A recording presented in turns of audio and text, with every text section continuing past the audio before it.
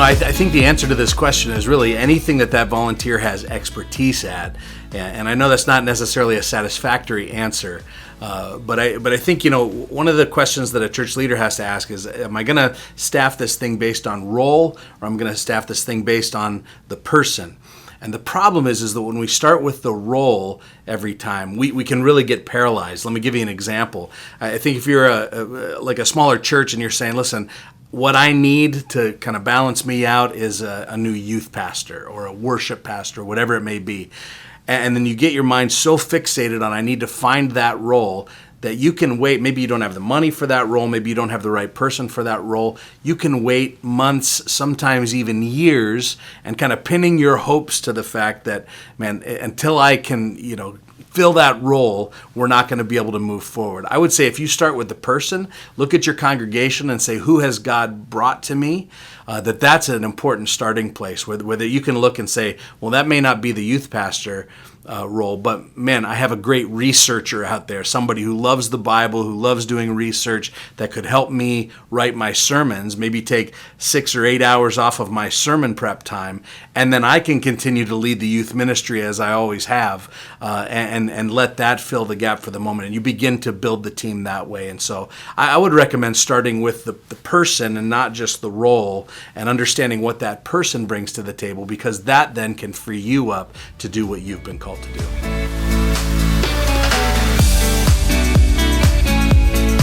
The standard question that we all often ask is what are the things that only I can do? And I think that's an important question for a pastor to ask is, what are the stuff that is on my plate that only I can do, and then try to give everything else away. Another question to wrestle with is, what does the church need me to do? Now, the warning with this is that I think a lot of pastors assume the church needs them to do things that they don't necessarily need them to do. And some of it is breaking the habits of the church that assume, well, that's what the pastor always does. And so we have to be careful about that question. But I really believe that calling, and this cornerstone calling idea, is really attached to how God has wired you, how God has made you.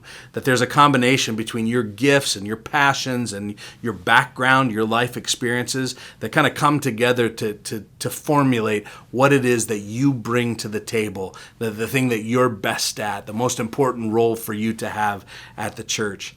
And so I just don't think that God has wired us a certain way and then says, now never mind about any of that. I want you to do it this way. And so how do you get in touch with that calling? Well, I know Marcus Buckingham suggests that you walk around with maybe a tablet or your iPad and each day have 2 lists, love it and loathe it. And after you get done with certain activities with your day, you put it either in the love it list or the loathe it list and figure out what is the stuff that I love to do, that God has kind of equipped me to do. Another way is just to get people around you, to ask them the questions, where do you see me thriving? What do you think that I bring best to the team? And involve some other people in understanding that cornerstone calling. But I think until you get to that, like what is the thing that makes my heart beat fast? You're going to find yourself doing a bunch of stuff that God hasn't equipped you to do, and the church doesn't actually need you to do, that the church will then step up to do those things around you.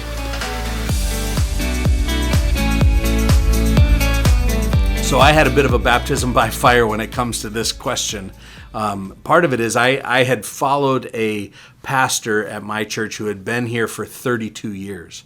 And so we went through a pastoral transition process. I was the executive pastor at the time. He was the lead pastor. And we went through a time where I became the lead pastor, and he actually moved into a kind of an associate role. And it was an interesting time. It was a fantastic time, honestly.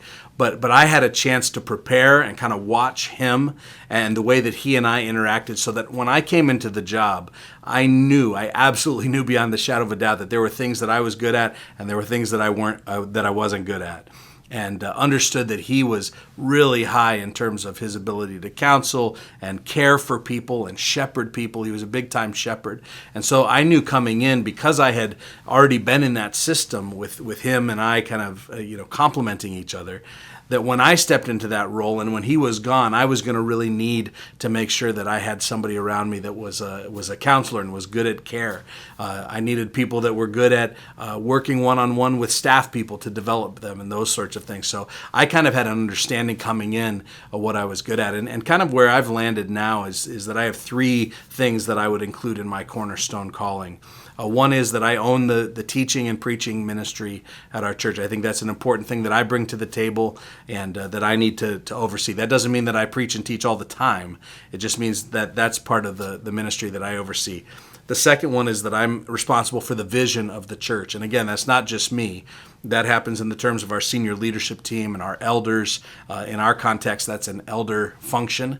But it's my role in that team that's kind of the keeper of the vision. And then I recognize that I just have to invest myself in leadership development and discipleship, really, for our top leaders of our. So that involves some of our staff. It involves some of our high-capacity volunteer leaders. But I need to be overseeing the training and development of those that top tier of leaders to make sure that that's happening then throughout our church.